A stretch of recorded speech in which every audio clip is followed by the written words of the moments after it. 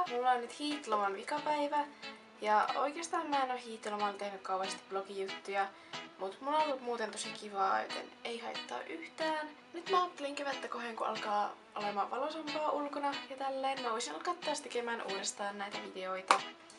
Mä oon sanonut tolleen varmaan 100 kertaa nyt oikeesti. Mua inspiroikin niin paljon tehdä näitä. Tälleen ihan by the way, pakkosena mulla on mun mielestä ihan supersöpöt tämmöset glitteristä ostetut keväiset puhelimenkuoret. Näissä on tämmöstä kukkakuosia ja nää on aivan ihanat. Sen takia mä ostin uudet, koska multa varastettiin puhelin. Ja ai niin, no tää puhelinkin on uusi, mutta tää on käytetty uusi, mutta kuitenkin uusi mulle. Ja no se oli puoliksi oma vika, niin nyt mulla on sitten uusi taas.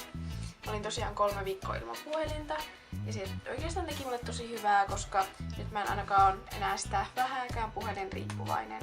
Toki tää helpottaa taas sopimista asioista ja muutenkin puhelin on puhelin.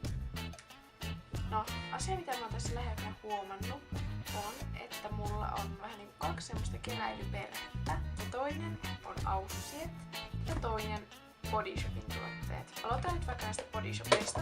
Elikkä mulla on tämmönen Body Shopin vadelma body butter. Sitten mulla on tämmönen suklaa body butter. Ja sit mulla on tämmönen Lotus body lotion. Eikä siinä vielä kaikki, vaan mä menin ja ostin tammikuussa tämmösen tuplapakkauksen mangarasvaa. Koska tämmönen tuplapakkaus maksoi saman verran kuin tommonen tän kokoinen pakkaus. Huomaatte varmaan nyt eron aika hyvin, että tässä toisessa on niinku tuplasti enemmän. Ja tää eka mä en tykännyt tästä mangon tuoksusta, mutta nyt tää on mun mielestä ihan tosi hyvä ja sopii hirmu hyvin kevääseen ja kesään. No, ei siinäkään vielä kaikki. Sitten mulla on tää mun jouluna ostama vihreä omenahuulirasva. Ei sen puoleen on tykännyt tosi paljon, niin sitten on tää Kukalta joskus lahjaksi saatu kookoshuulirasva, joka on kans ihan superhyvä.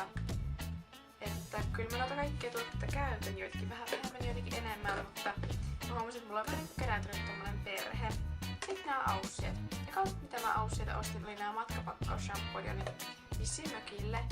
Ja sit mä huomasin, että tää on tosi hyvä ja tuoksuu aivan jumalattoman hyvältä. Joten seuraavaksi ilmestyy kuvioihin sitten tää shampoo ja tän kaverihoitoaine, joka loppuu ja se purkki on nyt roskiksessa. Mutta seuraavaksi, no sit mä ostin tämmösen hoitosuihkeen vielä. Tämmönen hiuksiin jätettävä suihke, mitä vaan näin laitetaan hiuksiin ympäriinsä. Tästäkin on tykännyt. Ja nyt vika ostos, mitä oon Aussielta tehnyt. Tämmöset jättituplapakkaukset, jotka ei varmasti lopu ennen 2016 vuotta.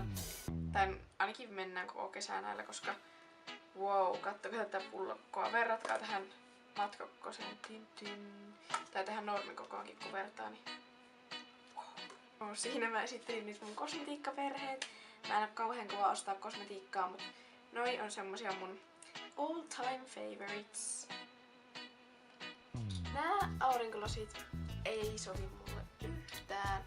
Niitä mä ostin uudet, jotka on alakerrassa tietenkin, enkä mä jaksa hakea niitä, mutta nyt voin ottaa teille kuvaa tähän. Noi on siis ihan kivat, tai siis tosi kivat, silleen noita voi käyttää. Mä haluaisin semmoset vähän uniikimmat lasit, semmoset ihan very crazy tyylin semmoset. En mä osaa selittää, niin se olisi joku kiva kuusi, sit vähän jotain kivaa, mut kertokaa mulle, mistä te olette löytänyt hyviä aurinkolaseja, semmosia tosi erikoisia tai sit ihan perusmalleja, jotain just tämmösiä. Niin laittakaa vaikka tonne kommenttiboksiin se.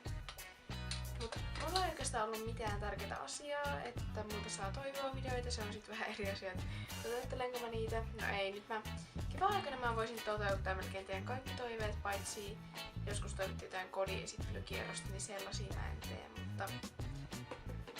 mutta muuten sitten joo. Moi moi!